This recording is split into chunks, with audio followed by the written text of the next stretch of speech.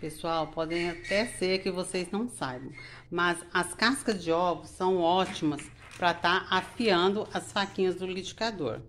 Eu vou estar aqui colocando 5 cascas de ovos e um pouco de água. Não tem quantidade certa, somente bater. Aqui a água. Vou estar ligando agora o liquidificador. Vou estar aqui batendo.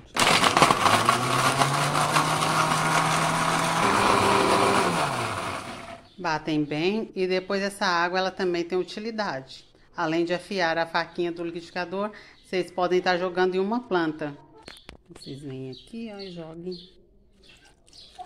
na aguinha, puro cálcio para as plantas. E adubo, e elas amam.